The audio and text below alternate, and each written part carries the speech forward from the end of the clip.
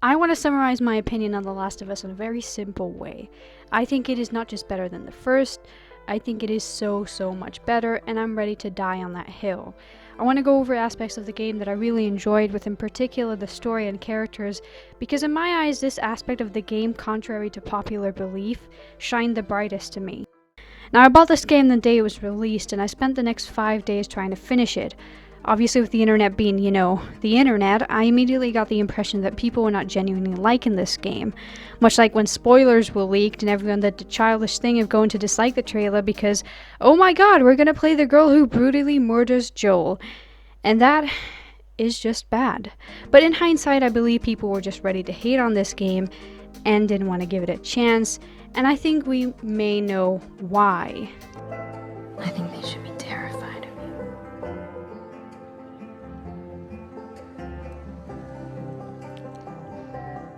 Yep, lesbians.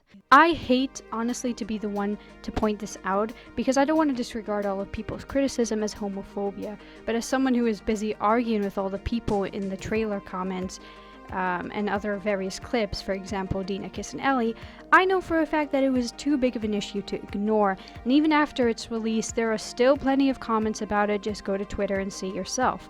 And so, to say this frankly before I start my review, if you think this game is shit because of the inclusion of minorities and LGBT characters, then you can kindly fuck off this video. These people always gave me the same damn response: these SJWs should just shoving it down our throats and ruining the game. To be frank with you, there was none of that in this game. The conversations between Ellie and Joel about her sexuality, and Yara's explanation that Lev felt like a boy, were all realistic portrayals of something, whether you like it or not, is a part of our society. Naughty Dog didn't strike me as this woke company that did it for the PR. In fact, the prequel Left Behind came out in 2013, and Ellie was confirmed to be gay before it was even cool to be inclusive. Without repeating the obvious, obviously, the gameplay is amazing compared to the first. However, I've seen that a lot of the criticism revolves around the story and the characters, and so I thought it would be a good idea for me to address these points, rather than be forced to regurgitate the same sort of material that people have been putting out lately.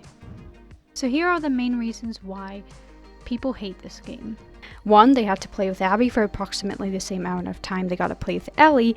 They hate Abby's character, obviously, because she killed Joel, and Abby doesn't die in The Last of Us 2, and Ellie lets her go. So I plan to address every single point of these and why I believe these are not good reasons to hate the story. Let's start with this first. In comparison to The Last of Us 2, I felt like this game was far superior in terms of the story, not just the gameplay. In the first one, the plot of the game boils down to Joel has to take Ellie across the country in order to find a cure or vaccine for the infection, and they bond over the course of this journey. Obviously, there's this huge plot twist, if you will, at the end when Joel saves Ellie's life. For me, this is a very simple plot as someone who studies screenwriting and occasionally writes in my spare time, whereas with The Last of Us 2, there was inclusion of flashbacks and additional storyline when it came to Abby. While I was playing, I was almost always confused on when this was ending exactly, whereas with the first, it was obvious to me that once they got to the Fireflies, the story was over. I don't think the writers made a horrible decision with the story when it came to playing with Abby.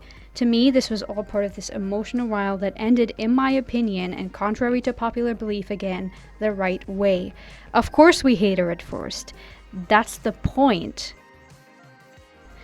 You play her character at first, and of course all we see her is through Ellie's perspective the whole time. When we're killing her friends in the beginning with Ellie, we almost have zero empathy for them. I think when this doubt starts to creep into us about whether Ellie should be really doing this, and Ellie herself feels the same way, is when she kills Owen and Mel, or even before that when she brutally beats Nora to death, and we see the consequences of that emotionally on Ellie. But nonetheless, the moment when Owen and Abby spare Ellie and Tom's life gives us that feeling of, oh, maybe they're not that bad. When we first start to play as Abby, of course we immediately hate her, but as the game goes on further, we start to sympathize with her. I mean, the point of this game is to feel what the characters are feeling. Would you let the man who killed your mother or father roam free without consequences? No, and neither should she. To have this perspective of Joel's my favorite character and how dare they kill him, even after you finish the whole game, truly, in my opinion, shows the lack of a person's understanding of this game and its characters. What makes a piece of art good, be it movie or book or video? Honestly, in my opinion, a good piece of artwork should make us feel something, but more than that, make us question ourselves. Truth be told, like Ellie, I did have to question my hatred for Abby, and question whether this desire to kill people I didn't even know was right. And this core thing makes this game, in my eyes, a masterpiece. I didn't have to question anything in the first one. I loved killing all of them. I didn't care that they had to die because I was playing from the perspective of a man who wanted to protect his kid. And I didn't question Ellie's hatred and desire to butcher Abby's friends at the beginning because she was just avenging Joel, and Joel's my favorite character. I know him. But you see, Abby is meant to be similar to Ellie, or even similar to Joel. When you play her, and if you play her right, you start to empathize for someone who lost her friends and father just like you do with Ellie and Joel. I even want to go as far as to say that Abby is very similar to Joel in the way that they introduced Lev to Abby's story. Having Abby take care of these two children, Yara and Lev, shows how she is almost a parallel to Joel. I believe Naughty Dog took a real risk with this. They took a risk by introducing a new character that did a really horrible thing, and that we were meant to sympathize and empathize with. And if you weren't able to feel that way towards her while you play the game, then of course this game will suck in your eyes. But for me, I did start to empathize with her, and for a lot of people, they felt the same. In the end, what you're supposed to feel is that you want neither of them to die, and this is a feeling I feel like Ellie and Abby both feel at the end. You also start to question Ellie. I mean, should she be excused for killing a pregnant woman and every one of Abby's friends, even if it hurt to lose Joel, and even if those people weren't directly responsible for Joel's death? And you also start to question whether Abby is even a villain. It isn't surprising that when given the choice, Abby does back down from killing Dina, who's also pregnant. In my eyes, during that scene, while I did feel bad for Ellie, Abby's choice to back off, in my opinion, made her better than Ellie, despite of course knowing that Ellie, Tommy, and Jesse killed her people. So the decision that both should live, in my opinion, was the right and necessary one for both of these characters. I knew from the beginning that Ellie killing Abby wasn't going to bring back Joel or make the pain go away. It was anger and hatred that was fueling her. So as the people who wrote this game said, the first was about how far love can take you, while this is about how far hatred can take you. And ultimately, you, Ellie, and Abby should all realize that the right thing to do is to let it go. Frankly, Abby's character honestly shined in the last fight scene. She literally said she would not fight her, but only did so to save Lev. And we all know that Ellie's decision to decide to slice a kid's throat was too far, and for a second it really changed my perspective on her. This fight to me was not in vain or pointless. It was therapeutic for the both of them. They both lost people along the way, both felt torn about their actions, and both needed to get rid of the anger they were feeling inside. I'd like to add some thoughts on why I thought Abby was a respectable character despite her obvious flaws. Besides taking care of two children, I think her maturity in leaving Ellie to live for the second time shows growth on her part and shows how Lev and Yara potentially had a good influence on her. This game, in my opinion, was meant to question our loyalty to Joel and Ellie, whether we should not sympathize with Emmy even though Joel unjustly killed her father. In the end, I felt like what this game was trying to do is make us see our own biases. The truth is, we could all learn something from this, about the way we see people, because at the end of the day, we only know one narrative, and it is our own. Only when we start to see other people's narratives do we begin to see the reasons for their actions.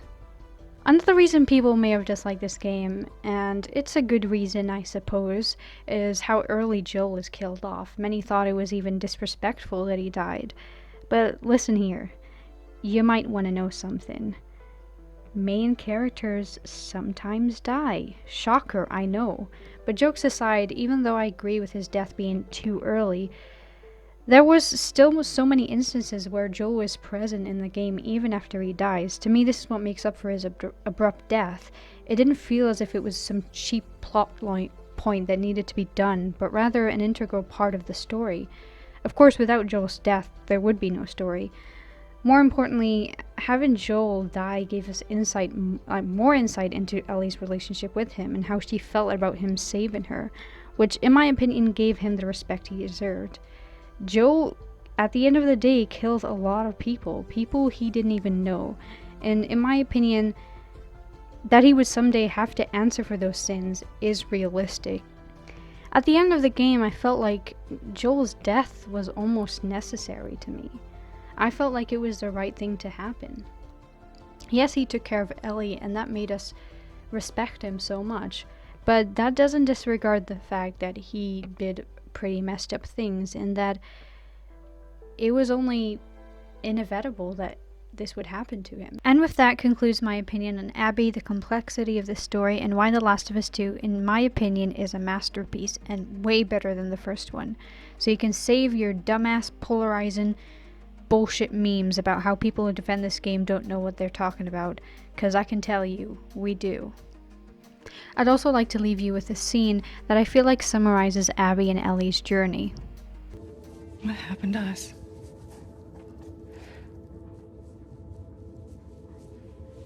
Maybe we stopped looking for the light.